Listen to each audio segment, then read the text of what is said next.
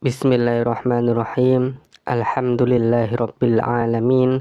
Wassalatu wassalamu ala sayyidil mursalin wa ala alihi wa sahbihi ajmain. Amma ba'd. Qala al-musannifu rahimahullah ta'ala wa nafa'ana bihi wa bi ulumihi fid dharaini amin. Faslun utawi iki iku pasal waman lan utawi sapane wong intaqada kang rusak utawa kang batal apa wudu'uhu wudune man haruma mongko haram alaihi ing atase man apa as-sholatu salat wa tawafu lan tawaf wa hamlul mushafi lan gawa mushaf wa massuhu lan demek mushaf illa lis-sabiyyi kejaba keduwe bocah cilik lidirasati krana belajar wa alal junubi lan haram ing atase wong kang junub apa hadihi ikilah salat tawaf lan sakteruse wa qiraatul qur'ani lan maca al-Qur'an wa muksul masjidi lan meneng ing dalem masjid wa alal haidi lan haram ing atase wong kang haid wan nufasai lan wong kang nifas apa hadihi ikilah salat tawaf lan sakteruse wasaumu lan poso qabalal ing kitoi ing dalem sadurunge mampete geteh wa tamkinu zauji lan ngongangake bojo wa sayyidi lan bendoro minal istimtai saking ngalap seneng-seneng baina surratiha ing dalem antarane udele wong wadon waruk bataiha lan dengkul lorone wong wadon qoblal ghusli ing dalem sadurunge adus. Faslun pasal waman dan barang siapa intaqada yang batal apa wudu'uhu wudunya orang tersebut haruma maka haram alaihi atas orang tersebut apa as-sholatu yang pertama sholat wa tawafu dan yang kedua tawaf wa hamlul mushafi dan yang ketiga adalah membawa Al-Quran wa massuhu dan yang keempat adalah menyentuh Al-Quran illa lisobiyi kecuali bagi anak kecil lidirasati yang bertujuan untuk mempelajari Al-Quran wa alal junubi dan haram atas orang yang junub apa hadihi empat perkara ini yaitu sholat, tawaf, membawa Al-Quran dan menyentuh Al-Quran kemudian ditambah dengan wa qiraatul qur'ani dan membaca Al-Quran wa muksul masjidi dan berdiam diri di dalam masjid wa alal haidi dan haram atas orang yang haid wan nufasai dan orang-orang yang nifas apa hadihi enam perkara ini yaitu sholat, tawaf, membawa mushaf, menyentuh mushaf, kemudian membaca Al-Quran dan berdiam diri di masjid, kemudian ditambah dengan wasaumu qoblal inqitoi berpuasa sebelum darah haidnya atau darah nifasnya itu berhenti wa tamkinu zauji dan memperkenankan suami wa sayyidi dan sayyid minal istimtai dari bersenang-senang baina surrotiha terhadap sesuatu yang ada di antara pusarnya perempuan waruk bataiha dan kedua lututnya perempuan qabalal ghusli sebelum mandi besar. Baik sahabat, pada video kali ini kita akan membahas mengenai hal-hal apa saja yang diharamkan bagi orang yang memiliki hadas. Jadi perlu kita ketahui sahabat bahwasanya hadas ini terbagi menjadi dua macam. Yang pertama adalah hadas kecil dan yang kedua adalah hadas besar. Nah, lalu apa perbedaan antara hadas kecil dan hadas besar? Jadi hadas kecil ini adalah sesuatu yang mewajibkan kita untuk berwudu. Sedangkan hadas besar itu adalah sesuatu yang mewajibkan kita untuk mandi. Itu perbedaannya. Jadi ketika kita ingin menghilangkan hadas kecil, maka kita harus berwudu. Dan ketika kita ingin menghilangkan hadas besar, maka kita harus mandi. Kemudian sebagian ulama yang lain itu membagi hadas menjadi 3 macam. Yang pertama adalah hadas kecil, kemudian yang kedua adalah hadas sedang, dan yang ketiga adalah hadas besar. Nah, mengapa kok dibagi menjadi 3? Itu karena ulama memandang dari segi hal-hal atau perkara-perkara yang diharamkan terhadap orang yang berhadas tersebut. Jadi kalau hadasnya itu adalah hadas kecil, maka yang diharamkan tentunya lebih sedikit. Kalau hadasnya sedang, maka tentunya lebih banyak daripada hadas kecil. Kalau hadasnya adalah hadas besar, maka tentunya perkara yang diharamkan itu juga lebih banyak daripada hadas yang sedang maupun yang kecil. Nah, untuk lebih jelasnya, langsung saja kita baca teksnya sambil kita jelaskan. Bismillahirrahmanirrahim. Waman intaqada wudu'uhu, dan barang siapa yang batal wudunya. Nah, dari sini kita bisa pahami bahwasanya yang dibahas pertama ini adalah orang yang memiliki hadas kecil alias yang tidak memiliki wudu. Maka orang yang tidak memiliki wudu itu haruma alaihi, diharamkan baginya apa saja? Ada 4 perkara. Yang pertama adalah as-sholatu, sholat. Jadi orang yang berhadas kecil atau yang tidak memiliki wudhu, maka dia diharamkan untuk melaksanakan sholat. Baik itu sholat fardu seperti sholat 5 waktu ataupun sholat sunnah. Begitu juga perkara-perkara yang hukumnya ini disamakan seperti sholat. Misalnya seperti sujud tilawah, maka dia harus punya wudhu. Sujud syukur juga sama, harus punya wudhu. Kemudian khutbah Jumat itu juga harus memiliki wudhu. Kemudian sholat jenazah itu juga harus memiliki wudhu. Nah, yang jadi salah kaprah di antara masyarakat banyak ini adalah mengenai sujud syukur. Karena biasanya orang-orang itu ketika dia mendapatkan kabar gembira, misalnya dia dapat kabar bahwasanya dia dapat hadiah, atau misalnya dia dapat kabar bahwasanya anaknya telah lahir, maka dia langsung sujud ke tanah atau ke lantai begitu saja, tanpa peduli apakah dia punya wudhu, atau apakah sudah menutup aurat, apakah tempatnya suci, dan apakah dia menghadap kiblat atau tidak.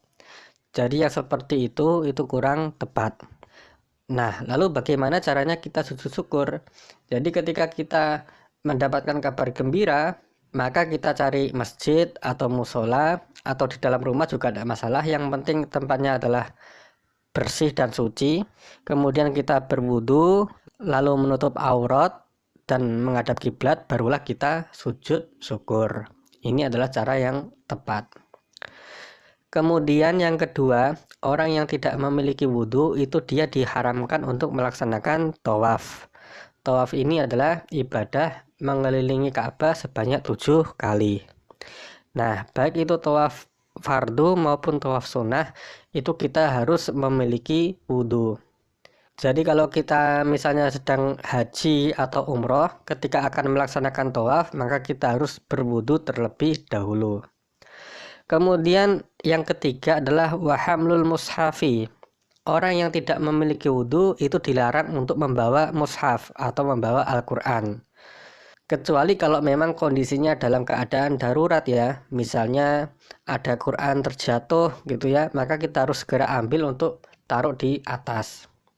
Atau misalnya terjadi kebakaran atau kebanjiran, sedangkan ada Al-Quran yang perlu kita selamatkan saat itu juga, maka kita harus segera menyelamatkan Al-Quran tersebut meskipun kita tidak memiliki wudhu. Karena kalau kita harus berwudhu terlebih dahulu, bisa jadi kita akan terlambat untuk menyelamatkan Al-Quran tersebut. Bisa jadi Qurannya sudah terbakar atau sudah terbawa banjir. Kemudian yang keempat adalah wamassuhu. Orang yang tidak memiliki wudhu itu dilarang untuk menyentuh Al-Quran.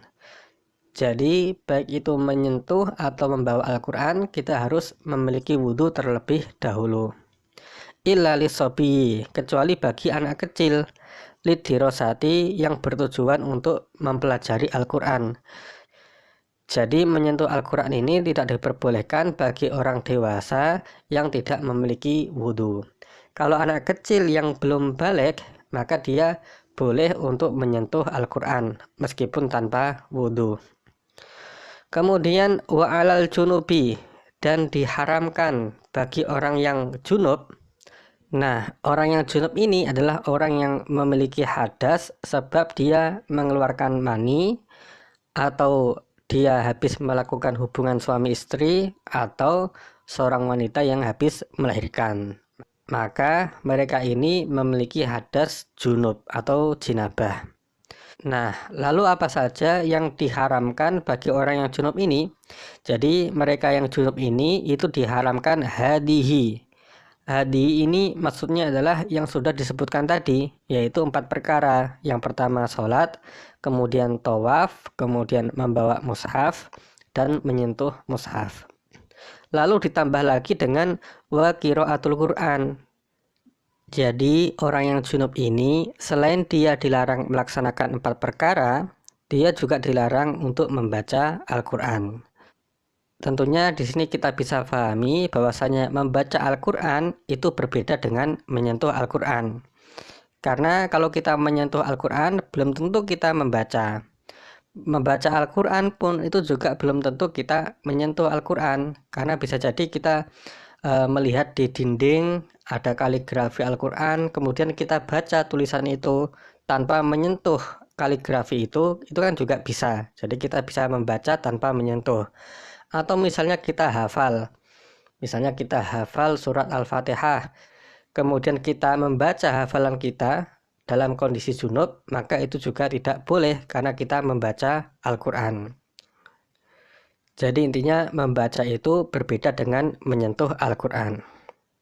Kalau orang yang tidak memiliki wudhu, dia memang dilarang membawa atau menyentuh Al-Quran, tetapi dia tidak dilarang untuk membaca Al-Quran. Jadi kalau orang punya hafalan Quran, kemudian dia batal wudhunya, maka dia tetap boleh untuk membaca hafalan Qurannya dia. Beda kalau orang yang hafal Quran tadi sedang junub, maka dia tidak boleh membaca hafalannya. Nah, membaca di sini itu artinya adalah kita menggunakan lisan kita atau menggunakan bibir kita dan mengeluarkan suara. Itulah yang dilarang. Beda kalau misalnya kita membacanya di dalam hati, maka itu tidak dilarang. Atau tidak dilarang juga misalnya kita baca Quran ini niatnya adalah untuk berdoa. Contohnya, kita hendak makan, kita baca Bismillahirrahmanirrahim. Nah, Bismillahirrahmanirrahim ini kan bagian dari Al-Quran. Akan tetapi kita mengucapkannya ini kan niatnya bukan membaca Quran tapi untuk berdoa. Nah, ini diperbolehkan. Atau diperbolehkan juga jika niatnya kita adalah untuk wirid atau dzikir. Jadi misalnya kita punya kebiasaan setiap pagi hari atau setiap habis maghrib itu kita membaca ayat kursi sebagai wirid kita, sebagai dzikir kita, maka ketika seandainya kita junub dan kemudian kita membaca ayat kursi tersebut dengan niat berzikir atau wirid, maka itu diperbolehkan dan tidak haram. Kemudian diharamkan juga bagi orang yang junub adalah wa muqsul masjidi, berdiam diri di dalam masjid. Jadi kalau ada orang junub kemudian dia masuk ke dalam masjid dan berdiam diri di dalamnya, walaupun cuma sebentar, maka itu dilarang dan diharamkan. Beda kalau misalnya dia cuma sekedar lewat saja. Jadi misalnya masjid ini ada 2 pintunya, pintu utara dan pintu selatan. Kemudian ada orang yang junub, ini masuk dari pintu selatan, kemudian dia terus berjalan tanpa berhenti, lalu dia keluar dari pintu utara, maka itu tidak diharamkan atau tidak dilarang. Kemudian wa alal haidi, dan diharamkan bagi orang yang haid, wan nufasai, dan orang-orang yang nifas. Apa yang diharamkan? Hadihi adalah 6 perkara yang di atas, yaitu sholat, tawaf, membawa mushaf, menyentuh mushaf, kemudian membaca Al-Quran, kemudian berdiam diri di masjid, lalu ditambahi lagi dengan wasaumu, dilarang berpuasa, qoblal inqita'i, sebelum darahnya itu berhenti. Jadi orang haid dan nifas selain dilarang perkara-perkara yang di atas tadi, itu dia juga dilarang berpuasa sebelum darah haidnya atau darah nifasnya ini berhenti. Jadi wanita yang haid atau nifas ini itu dia harus menunggu sampai darahnya itu benar-benar berhenti, baru kemudian dia diperbolehkan untuk berpuasa.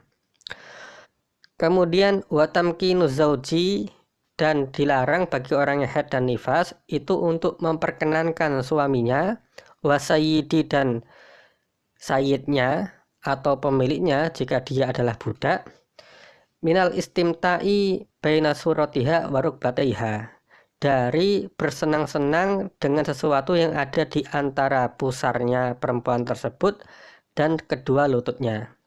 Jadi seorang wanita yang haid dan nifas itu dilarang memperkenankan suaminya atau tuannya jika dia budak untuk bersenang-senang dengan sesuatu yang ada di antara pusarnya dan kedua lututnya, qoblal ghusli, sebelum dia mandi. Jadi misalnya ada wanita haid, kemudian darahnya itu sudah berhenti, maka walaupun darahnya itu sudah berhenti dan tidak keluar lagi, dia dilarang untuk memperkenankan suaminya menikmati apa yang ada di antara pusarnya dan kedua lututnya sebelum dia mandi. Jadi dia harus mandi terlebih dahulu, bersuci dari hadas haidnya, baru kemudian dia boleh memperkenankan suaminya untuk menikmati apa yang ada di antara pusar dan kedua lututnya. Nah, jadi itu sahabat perkara-perkara yang diharamkan bagi orang yang berhadas. Nah, di sini dibagi menjadi 3 macam. Yang pertama adalah orang yang tidak memiliki wudhu, itu diharamkan 4 perkara. Kemudian yang kedua, orang yang junub, itu diharamkan 4 perkara, ditambah dengan 2, berarti 6. Kemudian orang yang haid dan nifas itu diharamkan 6 perkara, ditambah 2 lagi, berarti 8 perkara. Nah, dari sini itu berarti sesuai dengan apa yang di awal tadi, bahwasanya sebagian ulama itu membagi hadas menjadi 3. Yang pertama adalah hadas kecil, yaitu orang yang tidak memiliki wudhu, karena dia diharamkan 4 perkara saja. Kemudian yang kedua adalah hadas sedang, yaitu orang yang junub, dan dia diharamkan 6 perkara. Kemudian yang ketiga adalah hadas besar, yaitu hadasnya orang haid dan nifas, dan dia ini diharamkan 8 perkara. Namun kalau kita mencoba melihat kitab yang lebih besar, orang yang haid dan nifas ini itu perkara yang dilarang bagi mereka itu nggak cuma 8 perkara, ada perkara lain. Misalnya seperti dia tidak boleh melewati masjid. Nah, kalau yang tadi kan orang yang junub tidak boleh berdiam diri. Artinya kalau cuma lewat itu diperbolehkan. Nah, kalau orang yang haid dan nifas itu bahkan lewat saja itu tidak diperbolehkan jikalau memang dikhawatirkan darahnya itu bisa menetes dan mengotori masjid. Selain itu, orang yang haid dan nifas ini juga dilarang dicerai oleh suaminya. Jadi apabila seorang suami kok menceraikan istrinya ketika istrinya haid, maka suaminya ini berdosa, karena itu memang dilarang. Tapi walaupun dilarang dan suaminya berdosa, talaknya atau cerainya itu tetap jatuh kepada istrinya tersebut. Jadi demikian sahabat pembahasan kita mengenai perkara-perkara yang diharamkan bagi orang yang sedang hadas. Demikian, semoga video ini bisa bermanfaat. Apabila sahabat ada pertanyaan atau yang lainnya, silahkan tuliskan di kolom komentar. Wallahul muwaffiq ila aqwamit thoriq. Wassalamualaikum warahmatullahi wabarakatuh.